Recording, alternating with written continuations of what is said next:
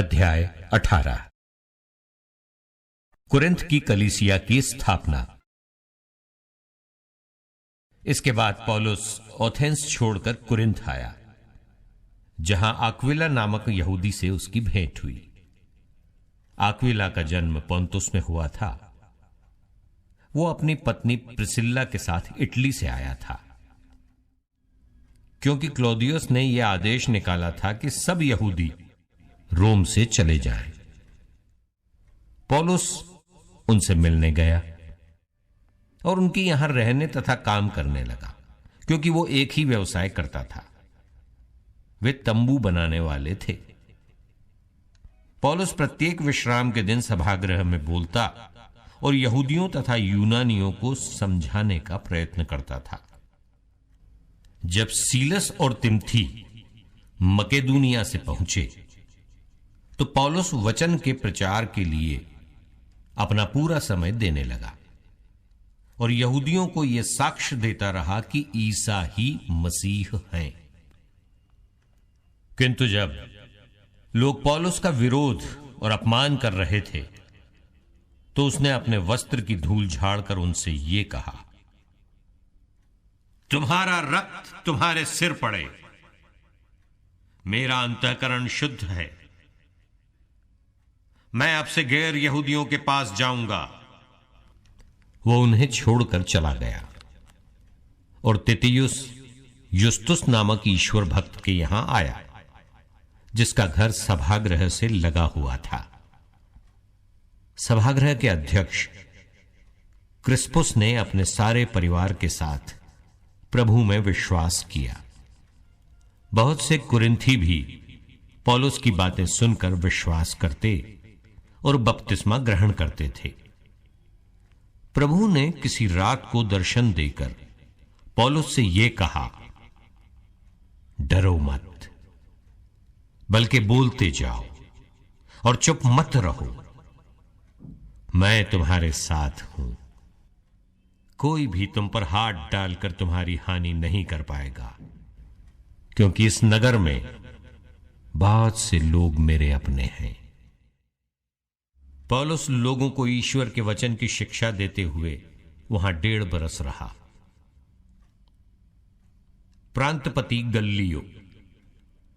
जिस समय गल्लियो अखैया का प्रांतपति था, सब यहूदी मिलकर पौलुस को पकड़ने आए और उसे न्यायालय ले जाकर उन्होंने ये कहा, यह व्यक्ति ईश्वर की ऐसी पूजा पद्धति सिखलाता है जो संहिता से भिन्न है। पौलुस अपनी सफाई में बोलने ही वाला था कि गल्लियो ने यहूदियों से यह कहा, यहूदियों, यदि यह अन्याय या अपराध का मामला होता तो मैं अवश्य धैर्यपूर्वक तुम लोगों की बात सुनता, परंतु यह वाद विवाद शिक्षा, नामों और तुम्हारी संहिता से संबंध रखता है। यह मामला तो तुम लोगों का है। मैं ऐसी बातों का न्याय करना नहीं चाहता। और उसने उन्हें न्यायालय से बाहर निकलवा दिया।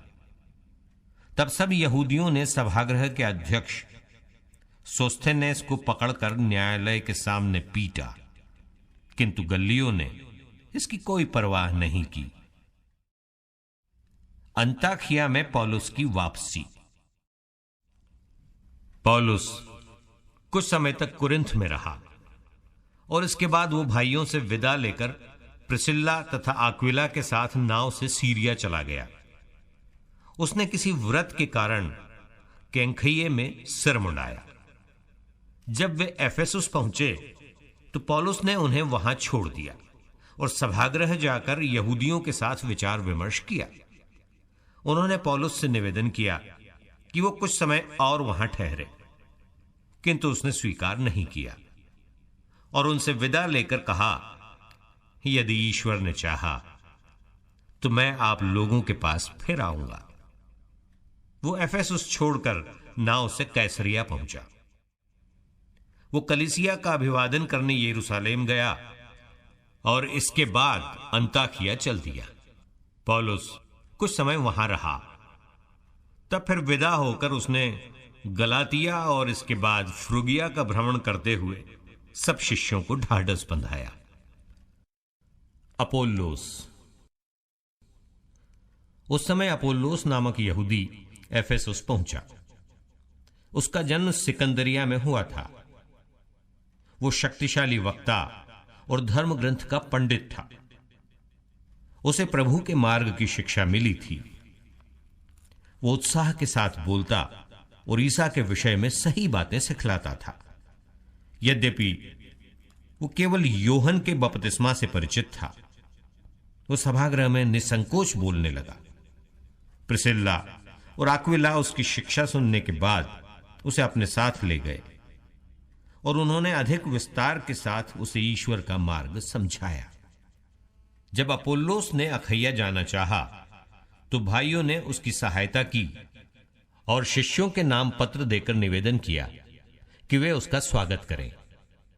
अपोल्लोस के वहां पहुंचने के बाद उससे विश्वासियों को ईश्वर की कृपा से बहुत लाभ हुआ, क्योंकि वो अकाट्य तर्कों से यहूदियों का खंडन करता और सबके सामने धर्मग्रंथ के आधार पर यह प्रमाणित करता था कि ईसा ही मसीह है।